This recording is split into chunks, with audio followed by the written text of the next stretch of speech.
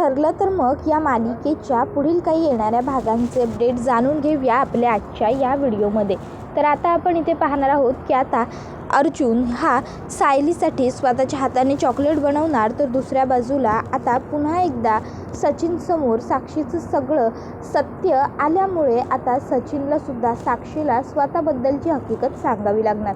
आता नेमकं काय घडतं कसं हे सगळं आपल्या या व्हिडिओमध्ये जाणून घेऊया. तर आता आपण पाहिलेलंच आहे की आता साक्षीला रोज हवं असतं आणि त्यामुळे रोज आणण्यासाठी सचिन हा घरातनं बाहेर गेलेला असतो आणि त्याचवेळी घरी प्रिया आलेली असते आणि प्रियाने साक्षीला सचिन अस्मिताचा नवरा असल्याचं सगळं गुपित सांगितलेलं असतं. मग आता इकडे साक्षीला कळत नसतं की काय करू आणि काय नको, पण मग ती विचार करते की नाही एक मिनटं साक्षी शांत हो. हे बघ, कशावरून हे प्रियाने जे काही तुला सांगितलं आहे हे सगळं खरंच असेल? कशावरून खरोखर सचिन हा अस्मिताचा नवरा असेल? जर प्रिया तुझ्याबरोबर खोटं बोलत असेल तर तसंही तुला आधीच अण्णांनी सांगून ठेवलं आहे की त्या प्रियावरती आणि नागोबावरती अजिबातच विश्वास ठेवू नकोस. प्रियावरती विश्वास ठेवून तू खूप मोठी चूक तर करत नाही आहेस ना? जरा शांत हो. मग ती विचार करते मी कसं खरं शोधून काढू. मग तिला आठवतं अस्मिताचे सोशल मीडिया अकाउंट. मग लगेचच साक्षी अस्मिताच्या नावाने सोशल अकाउंट सर्च करू लागते आणि त्यावेळी तिला सोशल मीडियावरती आता अस्मिताचे आणि सचिनचे फोटो सापडतात.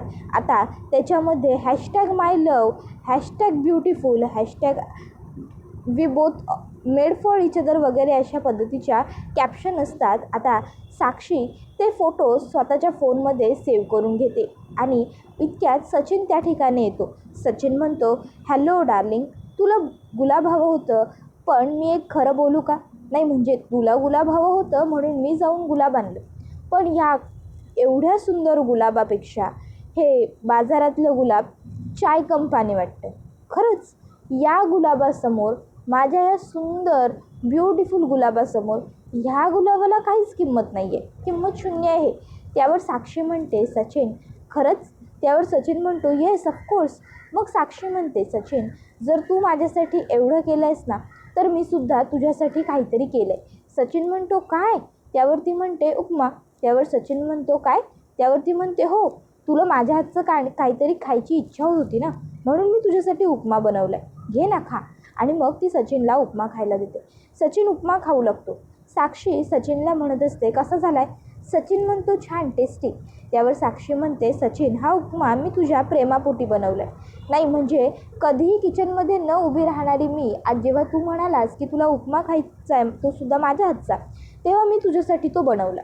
म्हणजे थोडक्यात काय, मला हव्या असणाऱ्या वस्तू मी कशाही मिळवते, मला हव्या असणाऱ्या व्यक्ती मी कशाही मिळवते. मग त्यासाठी मला काहीही करावं लागलं तरी मला फरक पडत नाही. सचिन म्हणतो, सॅम नक्की तुला काय होतं आहे? तू हे असं विचित्र काहीतरी का बडबडतेस? त्यावरती सचिनला म्हणत असते की आता मी जे विचारेन त्याची उत्तरं मला खरी दे. नाहीतर आत्तापर्यंत माझं प्रेम पाहिलं आहेस, पण आता माझा रक्तातला थारोळा बघशील, कळलं ना? त्यावर सचिन म्हणतो, सॅम अगं काय रक्त थारोळा काय बोलतेस काय? त्यावरती सचिनला अस्मिताचे आणि त्याचे फोटो दाखवते आणि म्हणते, काय आहे हे सगळं सचिन? तू खोटं बोललास माझ्याशी. आता सचिन म्हणतो, साक्षी. त्यावरती म्हणते, साक्षी? कोण साक्षी? आणि कोणाचं नाव आहे साक्षी? आता ती घाबरलेलीच असते की सचिनला आपल्याबद्दलही काही माहीत आहे का. त्यावेळी सचिन म्हणतो, तू. त्यावरती म्हणते, काय? त्यावर सचिन म्हणतो, हो. तुला काय वाटतं सॅम, मला माहीत नाही आहे का तू साक्षी आहेस ते?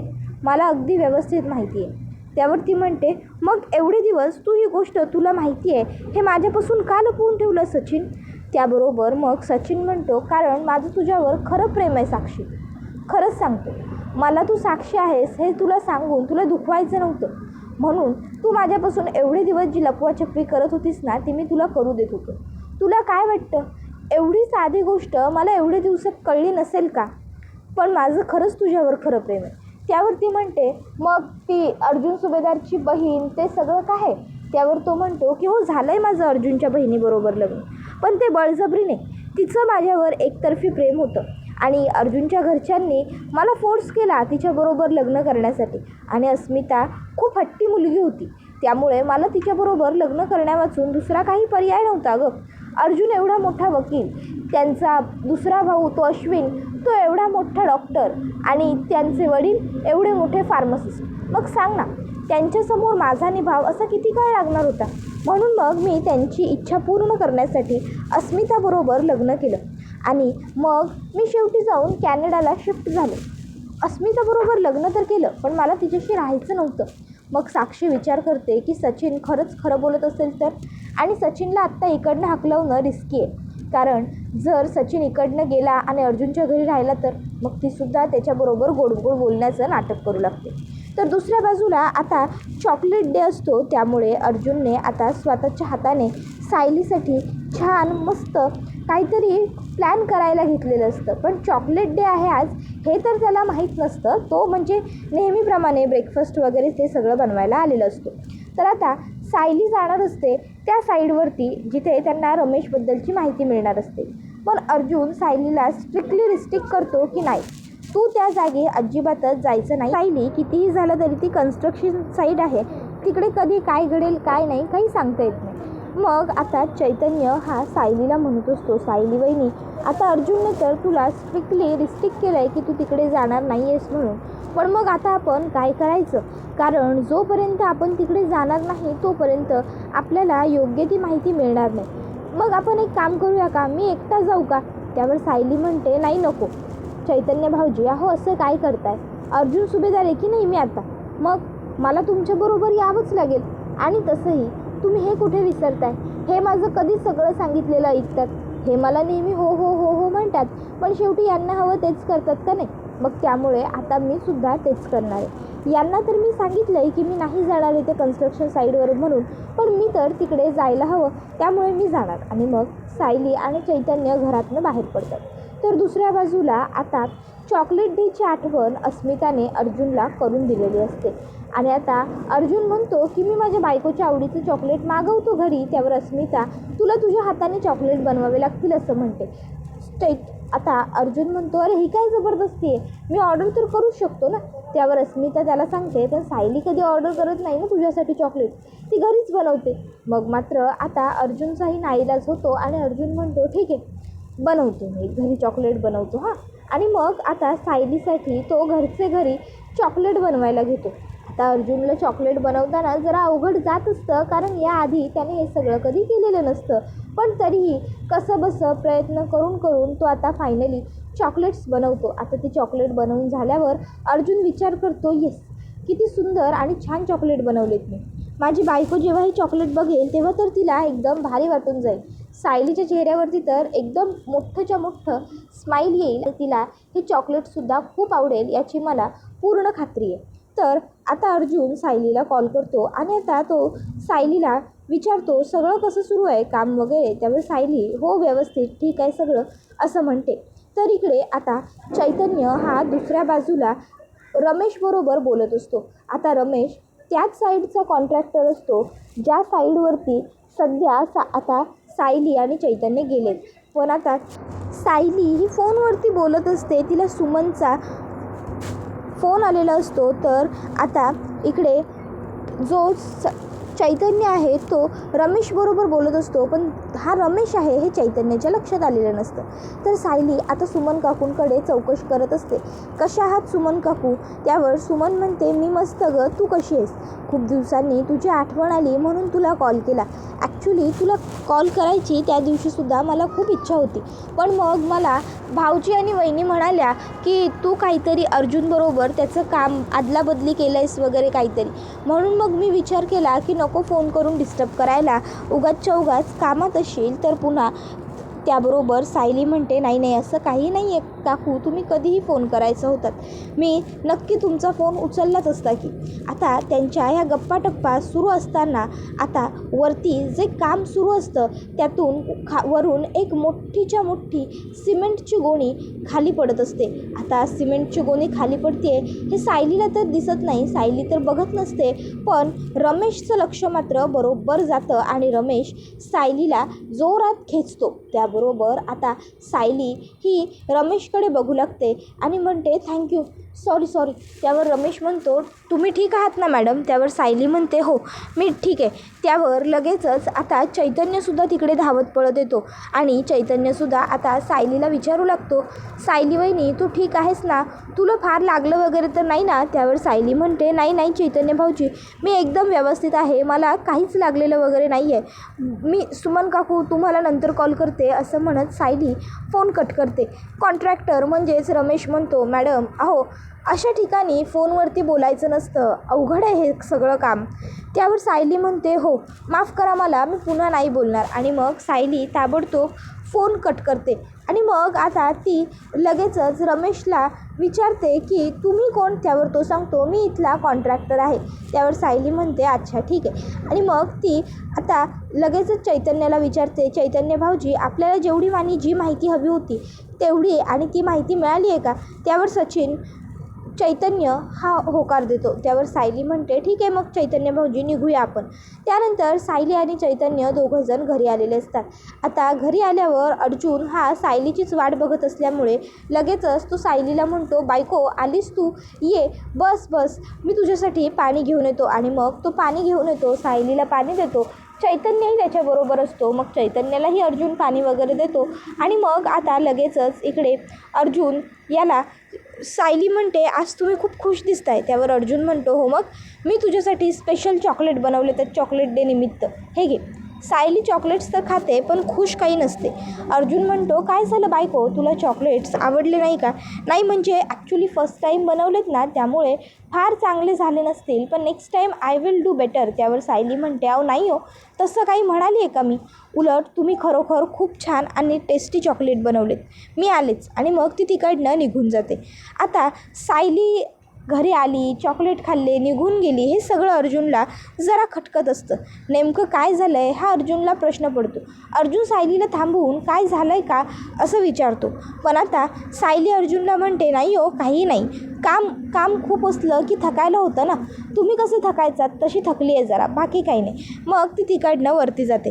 आता अर्जुनला तर हे पक्कं माहीत असतं की सायली कितीही काही नाही म्हणत असली तरी नक्की काहीतरी झालं आहे जे सायलीच्या मनाला खात आहे, सायलीच्या मनात खतखतते. मग अर्जुन हा आता विचार करतो चैतन्यसुद्धा तर सायली बरोबरच असणार आहे ना दिवसभर, मग काय झालं याचा फॉलोअप मला चैतन्य देऊ शकतो.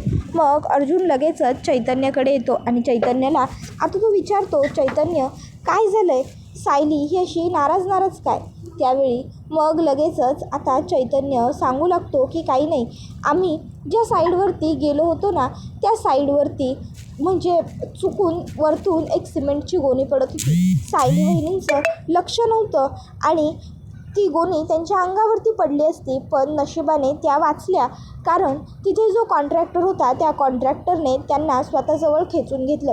आणि म्हणूनच या इन्सिडन्सनंतर सायली वहिनी जरा अपसेट आहेत, बस बाकी काही नाही. आता हे ऐकून अर्जुनसुद्धा टेन्शनमध्ये येतो.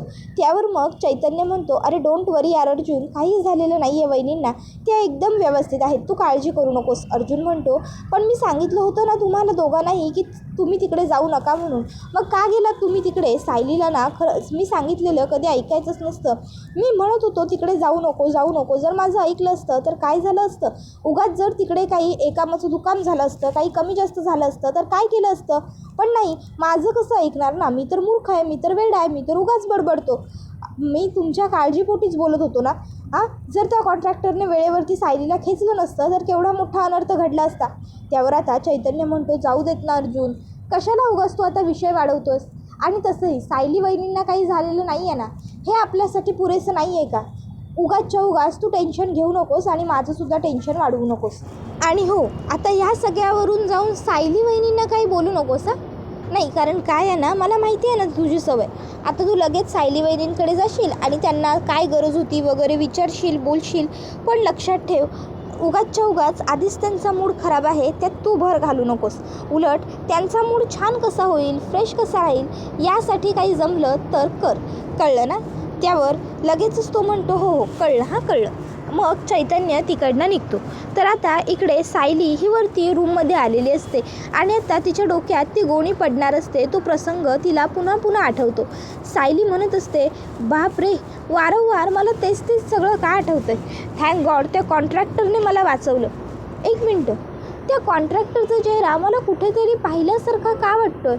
असं वाटतं आहे की तो कॉन्ट्रॅक्टरचा चेहरा ओळखीचा आहे. पण कुठे बरं पाहिलं असेल मी त्या कॉन्ट्रॅक्टरला कधीतरी. नाही, मी त्या माणसाला याआधी कुठे जवळपास पाहिलं आहे असं मला वाटत नाही आहे. मग हा माणूस नेमका कोण आहे. सायली आता आठवू लागते, विचार करू लागते. तिला आठवत नसतं. मग ती आणखीन बुद्धीला त्रास देत असते, बुद्धीवर लोड घेत असते आणि विचार करूच लागते. त्यावेळी मग आता सायलीच्या लक्षात येतं की हा कॉन्ट्रॅक्टर दुसरा तिसरा कोणी नसून नागराज काकाने ज्याला सुपारी दिली होती तो माणूस आहे. मग आता हे कळाल्यानंतर सायली ही आता अचानकच म्हणजे तिला काय करू आणि काय नको असं होतं. ती विचार करते की खरंच जर तो हा कॉन्ट्रॅक्टरच असेल तर ह्याच्याकडनं आपल्याला खूप सगळी माहिती मिळू शकते आणि नागराज काकाविरुद्ध कोर्टात हा आय विटनेस म्हणून उभा करता येऊ शकतो. अर्जुन सरांना जेव्हा मी हे सगळं सांगेन ना तेव्हा अर्जुन सर तर एकदम खूपच जास्त खुश होऊन जातील. अर्जुन सरांना ह्या सर्व गोष्टी सांगायला हव्या. काहीही करून तो कॉन्ट्रॅक्टर जर नागराजचाच माणूस असेल तर ते आपल्या फायद्याचं पडणार आहे. मग अर्जुन खोलीत आल्यावर सायली आता अर्जुनला सांगू लागते की अहो तुम्हाला माहिती आहे का, आज आम्ही त्या साईडवर गेलो होतो. त्यावर अर्जुन म्हणतो, मी नको म्हणत असतानासुद्धा. त्यावर सायली म्हणते, अहो ऐका तर पुढे मी जे काही सांगणार आहे ते ऐकल्यानंतर ना तुमच्या पायाखालची जमीनच सरकणार आहे. अर्जुन म्हणतो, अच्छा काय सांगणार आहेस तू, असं ढगफुट्टी झाली होती का तिकडे. त्यावर सायली म्हणते, नाही त्यापेक्षाही काहीतरी महत्त्वाचं घडलं आहे. अर्जुन म्हणतो, असं काय झालं आहे. मग सायली सांगू लागते की अहो तो जो नागराजचा माणूस रमेश आहे ना, जो ट्रकचा कॉन्ट्रॅक्टर होता ज्याला नागराज काकाने ट्रकसाठी ऑर्डर दिली होती, तोच माणूस आता त्या साईडचा कॉन्ट्रॅक्टर आहे. त्यावर अर्जुन म्हणतो, काय. त्यावर सायली सांगते, हो ना, म्हणजे आपल्याला पुरावा मिळाला आहे, आय विटनेस मिळाला आहे. तर दुसऱ्या बाजूला आता अस्मिता ही खूपच जास्त नर्वस आणि नाराज बसलेली असते. ती विचार करत असते, सायली आणि अर्जुनचं केवढं छान आहे ना. नाही म्हणजे दोघंजण एकमेकांना प्रपोज करतात. ते टेडी डेला टेडी, गिफ्ट डेला गिफ्ट. आता सगळं कसं त्यांचं सुरळीत होईल. आणि माझं तर लव्ह मॅरेज आहे तरीसुद्धा सचिनने मला फसवलं. खरंच नशिबात ना प्रेम असावं लागतं. सायली आणि अर्जुनचं अरेंज मॅरेज असूनही ते दोघं एकमेकांवर एवढं प्रेम करतात. आणि मी आणि सचिन, आमचं तर लव्ह मॅरेज होतं. आम्ही तर कितीतरी वर्षांपासून एकमेकांना ओळखत होतो. तरीसुद्धा सचिनच्या मनातलं खरं मला कधीच नाही समजलं. सचिनने मला फसवलं, मला चीट केलं, मला धोका दिला. जाऊ दे असा विचार करत अस्मिता ही तिकडे उदास बसलेली असते. ती मनात स्वतःलाच म्हणत असते, मी खूप कमनशिबी आहे म्हणून मलाच असा नवरा मिळाला. त्या व्हिडिओ इथेच संपतो. व्हिडिओ आवडला असेल तर व्हिडिओला लाईक करा. चॅनलवर नवीन असाल तर चॅनलला सबस्क्राईब करा आणि बेल आयकॉन आठवणीने प्रेस करा, जेणेकरून तुम्हाला पुढच्या प्रत्येक व्हिडिओचं नोटिफिकेशन मिळत जाईल आणि सर्व व्हिडिओंचा आनंद हा अगदी उत्तम पद्धतीने घेता येईल. चला तर मग प्रेक्षकांनो, आजच्या पुरतं इथेच थांबूया. पुढचा व्हिडिओ येईपर्यंत ह्या व्हिडिओचा छान पद्धतीने आनंद घेत राहा. तुम्हाला ठरलं तर मग ही मालिका कशी वाटते हे आम्हाला कमेंटमध्ये सांगायला विसरू नका. धन्यवाद.